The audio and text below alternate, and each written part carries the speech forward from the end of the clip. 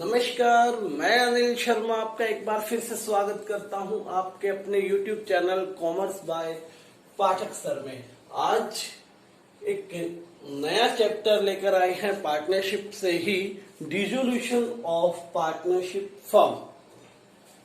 अब तक आपने बहुत काम किया है पार्टनरशिप में, पार्टनर्स को एडमिट किया, पार्टनर्स के बीच में रेशो चेंज हुई, पार्टनर्स रिटायर हुए, पार्टनर्स की डेथ हुई, रिवैल्यूएशन अकाउंट बनाया, profit and loss appropriation account बनाया, कैपिटल अकाउंट बनाया, सैक्रिफाइस रेशो फाइंड की, गेनिंग रेशो फाइंड की।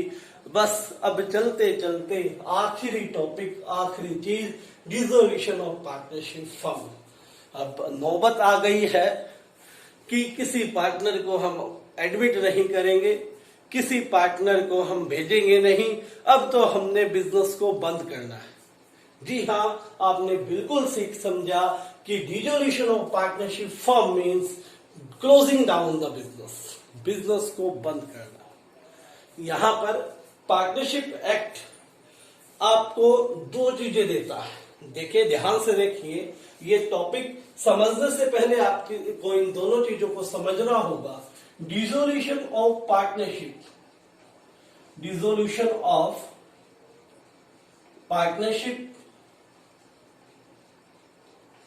और डिसोल्यूशन ऑफ पार्टनरशिप फर्म, ये दो अलग अलग चीजें। डिसोल्यूशन ऑफ पार्टनरशिप फर्म, ये काम हम कई बार कर चुके हैं, लेकिन इसे हम अब इस चैप्टर में करेंगे। Dissolution of partnership means dissolve the partnership agreement. हमने क्या डिसॉल्व किया पार्टनरशिप के डिसोल्यूशन में?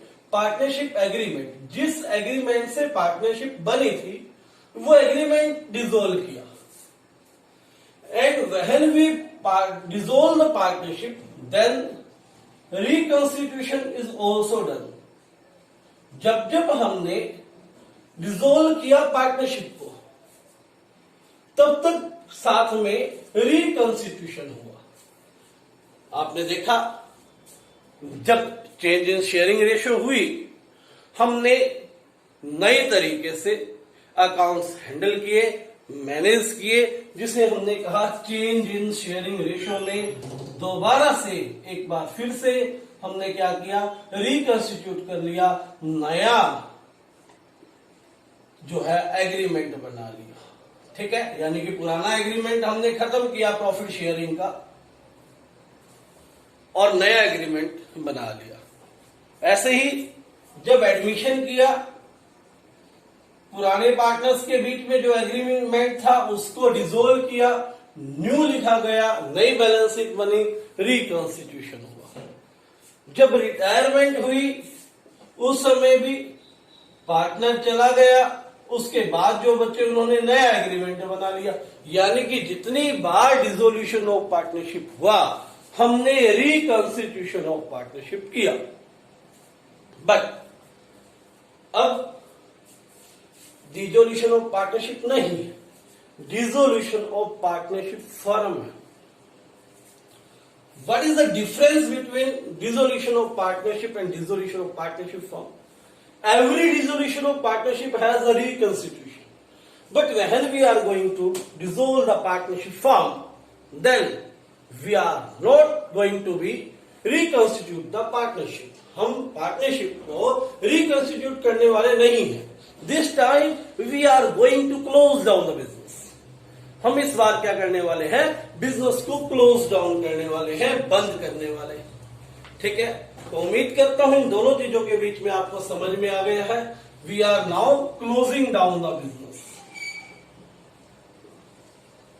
Closing down the business, business को बंद करेंगे। ठीक है, अब बिजनेस बंद करने का मतलब, सबसे पहले you have to find out कि कितनी लाइफ थी।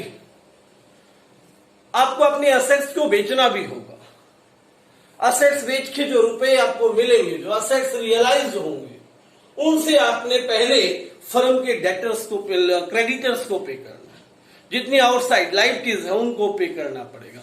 यानी कि सबसे पहला दायित्व आपका रिकंस्टिट्यूशन में, डिसोल्यूशन ऑफ पार्टनरशिप में, you have to sell out all the assets, सभी असेट्स को सेल आउट करना है। और सबसे पहले पेमेंट करनी है अपने आउटसाइड लाइबिलिटीज की। जो आपके लेनदार है, जो आपके क्रेडिटर है, उनको पे करेंगे। उसके बाद यदि किसी पार्टनर ने लोन दे रखा है आपको, you have to close down the loan, आपको उसका भी पेमेंट करना है। उसके बाद भी अगर बैलेंस बच जाता है तो आपको कैपिटल्स रीपे करनी है अपने पार्टनर्स की। कैपिटल्स को पे करने के बाद भी अगर कुछ है तो वो प्रॉफिट आप जरूर बांट ले जो पार्टनर्स बच गए। ठीक है, यानी कि first of all third party liability is must, third party liability को पे करेंगे। सेकंड, पार्टनर्स लोन को पे किया जाएगा। थर्ड, पार्टनर्स कैपिटल को पे किया जाएगा। और उसके बाद कुछ रहता है तो आप प्रॉफिट्स को करेंगे। ठीक है, कई बार ऐसा भी तो हो सकता है कि फर्म की सारी असेट्स बिक गई लेकिन थर्ड पार्टी लाइबिलिटी पे ही नहीं हो पाई। यानी कि लाइबिलिटीज इतनी ज्यादा थी, बिजनेस के हालात इतने ज्यादा खराब थे, तभी तो बंद किया कि लाइबिलिटीज हम पे नहीं कर पाए अपनी कैपिटल में से, और जो हमारे पास असेट्स थी उसको भी सेल करने के बाद हम कैपिटल को, ये लाइबिलिटी जो है, नहीं चुका पाए। ऐसी सिचुएशन में, क्योंकि आप जानते हैं, मैंने आपको करवाई है कि partnership firm have the feature of unlimited liability. Partnership firm में अनलिमिटेड लाइबिलिटी है, तो उन पार्टनर्स की जो पर्सनल प्रॉपर्टीज हैं, जो पर्सनल असेट्स हैं, उन्हें सेल आउट करेंगे और उनसे पैसे मंगवाएंगे इन लाइबिलिटीज को पे करने के लिए। ठीक है बात। तो सबसे पहले यदि हम बात करें कि डिसोल्यूशन की आवश्यकता क्यों पड़ती है, वाई वी नीड डिसोल्यूशन, ठीक है, तो याद रखें एक फॉर्मल तौर पर कि पार्टनरशिप एक्ट 42 से 48, पार्टनरशिप एक्ट 42 टू 48 डिसोल्यूशन के रिगार्डिंग है। ठीक है, 42 से 48 किसके रिगार्डिंग है? डिसोल्यूशन से संबंधित है। तो डिसोल्यूशन ऑफ पार्टनरशिप फर्म कितनी तरह से होती है? दो तरह से होगा। एक तो पार्टनर्स अपने आप ही बंद कर ले, यानी कि विदाउट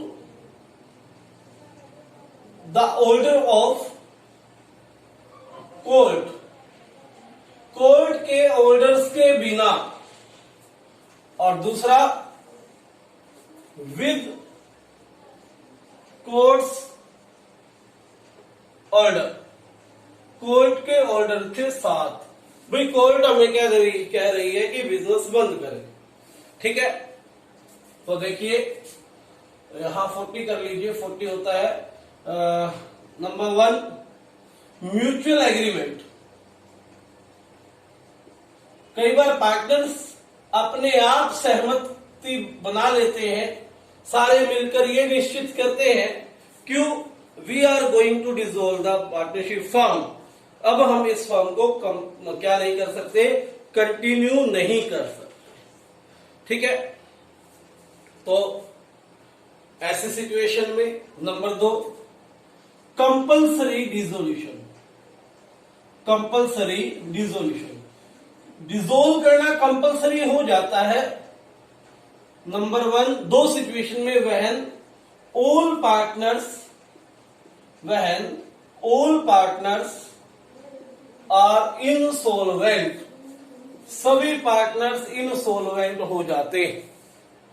ठीक है, जब सभी पार्टनर्स क्या हो जाएंगे, इनसॉल्वेंट हो जाएंगे, दिवालिया हो जाएंगे, यानी कि they are not being capable of paying its debt, तो हमें क्या करना पड़ेगा, कंपल्सरी डिसॉल्व करनी पड़ेगी फर्म। दूसरा, when business of firm, when business of the firm proves illegal, जो बिजनेस जो है फर्म का वो इलीगल प्रूव हो जाए, ठीक है, लीगल आइस के according business being proved illegal, कि ये बिजनेस जो है वो इलीगल है, ठीक है। उसके बाद